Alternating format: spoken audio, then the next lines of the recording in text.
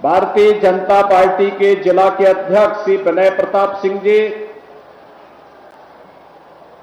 प्रदेश के मुख्य सचिव श्री मनोज कुमार सिंह जी,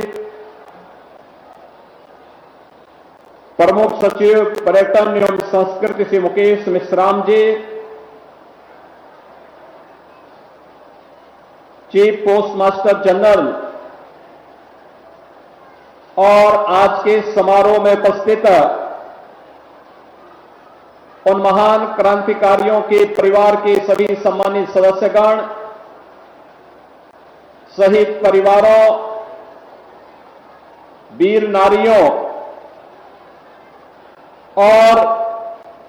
पूर्व सैनिकों के साथ ही युवा ऊर्जा के प्रतीक हमारे सभी नौजवान साथियों,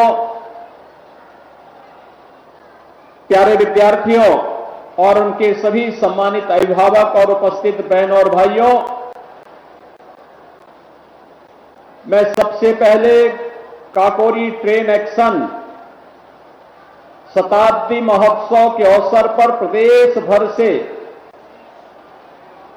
अलग अलग स्थानों पर आयोजित समारोह में उपस्थित प्रदेश सरकार के हमारे सभी मंत्रीगण, सभी माननीय जनप्रतिनिधिगण, सभी माननीय स्वतंत्रता संग्राम सेनानी और क्रांतिकारियों के परिजन,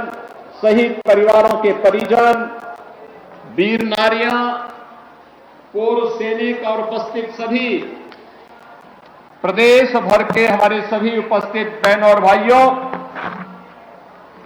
काकोरी ट्रेन एक्शन की शताब्दी समारोह के शुभारंभ के अवसर पर मैं आप सबका हृदय से स्वागत करता हूं। उन महान क्रांतिकारियों का जिन्होंने भारत की स्वाधीनता के लिए अपना सर्वस्व न्यौछावर किया था, उनकी स्मृतियों को नमन करते हुए देश के ज्ञात और अज्ञात सभी क्रांतिकारियों, स्वतंत्रता संग्राम सैनिकों, सेनानियों, शहीदों और भारत माता के लिए अपने आप को समर्पित करने वाले सभी ज्ञात अज्ञात सेनानियों को मैं नमन करते हुए अपनी विनम्र श्रद्धांजलि अर्पित करता हूं। हम सब जानते हैं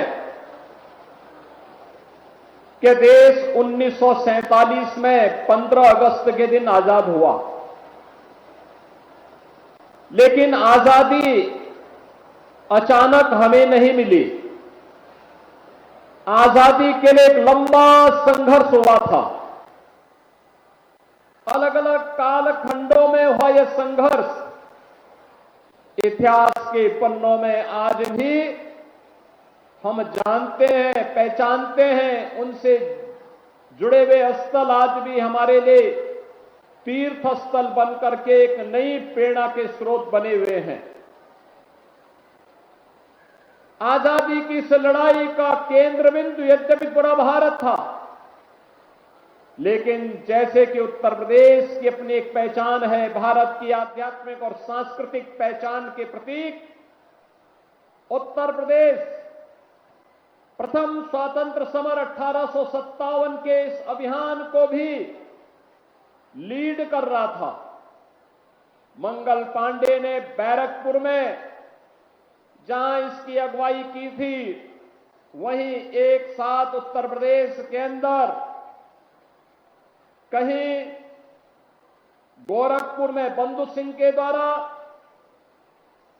मेरठ में जहां इस पूरे अभियान को नेतृत्व दे रहे थे धन सिंह कोतवाल, कानपुर के बिठूर में इसको नेतृत्व दे रहे थे नाना साहेब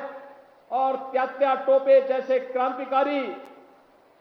तो झांसी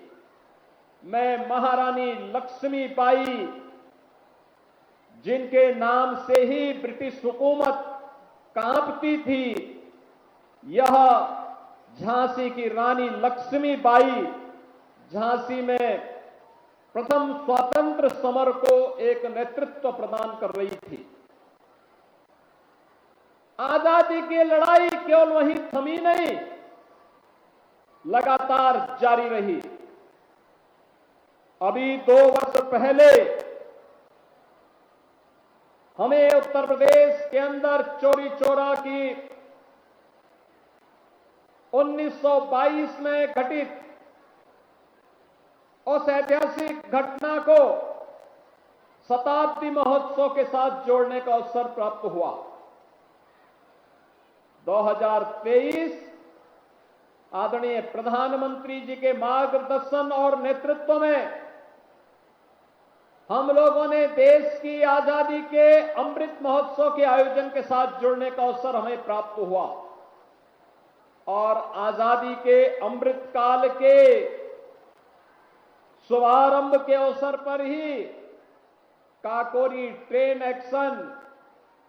के महानायकों के प्रति कृतज्ञता ज्ञापित करने का एक अवसर हमें प्राप्त हुआ है। बहनों और भाइयों, हम सब जानते हैं कि 9 अगस्त 1925 को इसी काकोरी में उस समय के महान क्रांतिकारियों पंडित राम प्रसाद बिस्मिल, ठाकुर रोशन सिंह, अस्फाउल्लाह खां, राजेंद्र नाथ लाड़ी, चंद्रशेखर आजाद और ऐसे तमाम क्रांतिकारियों ने उस दौरान एक रणनीति बना करके भारत के खजाने में डकैती डालने के उद्देश्य से ब्रिटिश हुकूमत के द्वारा भारत का पैसा जो ब्रिटेन ले जाया जा रहा था, इसी काकोरी में उस पैसे को रोक करके क्रांतिकारी गतिविधियों के लिए उस धनराशि का उपयोग हो सके और भारत की आजादी के इस पैसे का सदुपयोग किया जा सके, इसके लिए काकोरी ट्रेन एक्शन की घटना को अंजाम दिया था। ब्रिटिश हुकूमत कांप गई थी। धनराशि तो थी 4,679 रुपया, लेकिन इन क्रांतिकारियों को गिरफ्तार करने, इन क्रांतिकारियों को सजा दिलाने के लिए ब्रिटिश हुकूमत ने उस समय धनराशि खर्च की थी 10 लाख रुपया। क्रांतिकारी पकड़े गए। पंडित राम प्रसाद बिस्मिल को गोरखपुर की जेल में बंद किया गया। ठाकुर रोशन सिंह, राजेंद्र नाथ लाड़ी, अस्फाउल्लाह खां को अलग अलग जेलों में गोंडा, फैजाबाद और नैनी जेल में बंद करके बिना सुनवाई किए ही इन्हें फांसी की सजा सुना दी गई। और फांसी की सजा ही नहीं सुनाई, जो नियत तिथि थी, ब्रिटिश हुकूमत कितनी घबराई हुई थी कि नियत तिथि से एक दिन पहले ही इन क्रांतिकारियों को, काकोरी ट्रेन एक्शन के महानायकों को फांसी के फंदे पर लटका करके उस समय की हुकूमत ने अपनी कायरता का परिचय देने का कार्य किया था। लेकिन उस समय इन क्रांतिकारियों को जब सजा भी दी जा रही थी,